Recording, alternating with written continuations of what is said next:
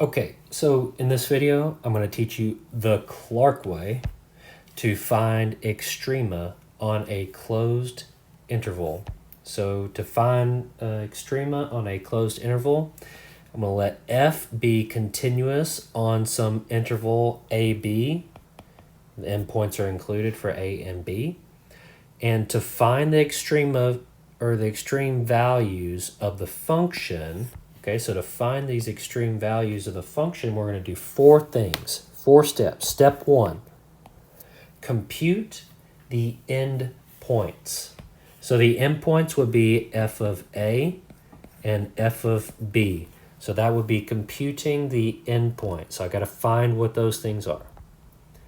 Number 2, I want to find all critical numbers, okay?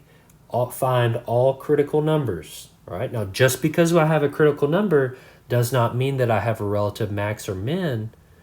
I'm just finding all the critical numbers. How do I find all critical numbers? I take the derivative and I plug in, okay? I take the derivative and I set it equal to 0 or it does not exist. That computes for me all critical numbers, okay? Remember critical numbers, I take the derivative, set it equal to 0 or it does not exist.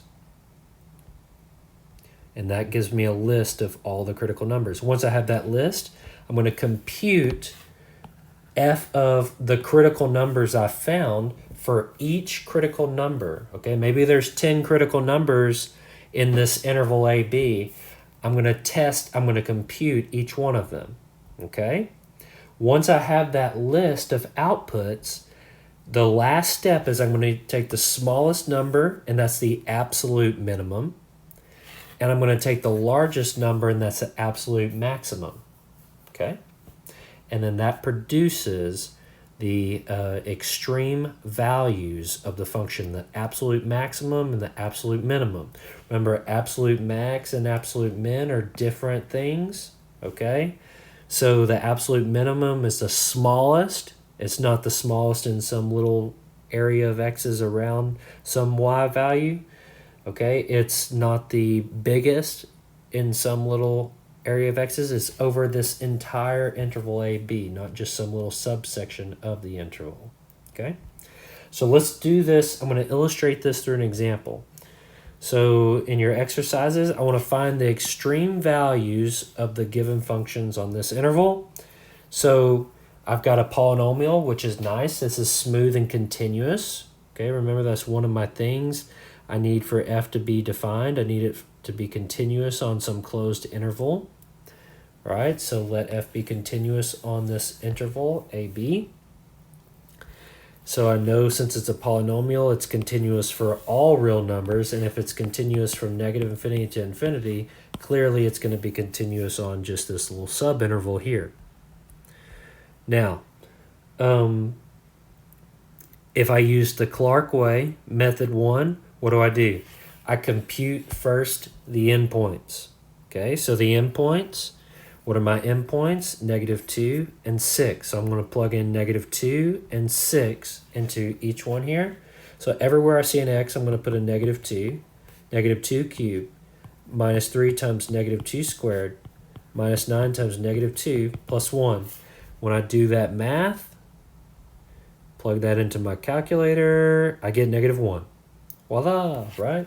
If I plug in 6, I get 6 cubed, minus 3 times 6 squared, minus 9 times 6, plus 1. Blah, blah, blah, blah, blah, blah. I plug that into my calculator. What do I get? I get 55.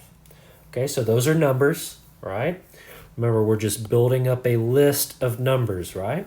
Okay, so I've computed the endpoints. Check. Step 2, find all critical numbers. How do I find a critical number? I take the derivative of the function, so that's f prime. So what's the derivative of x cubed? Bring the 3 out front to be a coefficient. So I have 3 times and then subtract 1 from the exponent, so 3x squared. The derivative of -3x squared, so the 2 comes out front. 2 times a -3 gets me -6. And then subtract 1 gets me an exponent of 1 there. Exponent here is 1. It's understood to be a 1 when there's no number up there. So 1 times -9 is still -9. Subtract 1, I get x to the 0, which is just a 1. So I just have 9. And then the derivative of 1 is 0. So that goes away. And what do? I set it equal to 0 to find critical numbers, or where it does not exist. Well, guess what? The derivative of a cubic function is a quadratic function, and quadratics are defined everywhere, so the does not exist isn't going to apply here. Okay, so everywhere continuous for a quadratic. So we don't have to worry about the does not exist, we just set it equal to 0. Figure out where this is equal to 0. Now I'll go back to college algebra, and you can go back to college algebra videos that I have, how to factor a trinomial. Okay, how to factor a trinomial. First thing I do when I factor is I factor out the greatest common factor. 3, -6, -9, they all have a 3 in common. So when I pull a 3 out, that leaves me x squared. And then 3 out of 6 gets me 2. And then 3 out of 9 gets me 3. Okay? So if you distribute this back in, you should get the same answer that you started with, and it sure enough gets us that. Now I need to factor this here. If I factor this, I want something that multiplies to -3 and adds to -2. Well, something that multiplies to -3 and adds to -2 is -3 times 1. And so if I do that, I actually get this here. And so that's x minus 3, x plus 1 times 3. Once again, you're having trouble with factoring, go to my college algebra videos in the link in YouTube, and look at that playlist. I think it's like section 1.5 maybe. The numberings might change. Just go look for factoring, search for factoring. Okay, AC method. All right, so to set this equal to 0, I set each of the factors equal to 0. Well, guess what? 3 never equals 0, so we don't have to worry about that one. X minus 3, set that equal to 0. If I solve for x, I get x equals 3. Okay. X plus 1, set that equal to 0. Solve for x. I subtract 1. Inverse operation for addition is subtraction. And so x equals -1 here. +3 here, and then that one's can never happen, so that's extraneous. Don't worry about that. Now, what do? Compute f of c for all critical numbers. So what are my critical numbers? My critical numbers are 3 and -1. So I'm going to plug in 3. I'm going to plug in -1. When I plug in 3 for my f function, I put a 3 everywhere I see an x. It's going to output -26. When I plug in -1 everywhere I see an x, okay, I'm going to get 6. Now, once I've computed f of c for each of the critical numbers, that's what I just did there, okay? Now I have the endpoints, the critical numbers, and then I look and I say, okay, which one is the smallest number? That's the absolute min. And which one is the largest? That's the absolute max. So the absolute min looks like -26. That's the smallest one. Absolute max looks like 55. That's the largest one. So what do I say? F obtains an absolute minimum of the y value, right? This is my y value.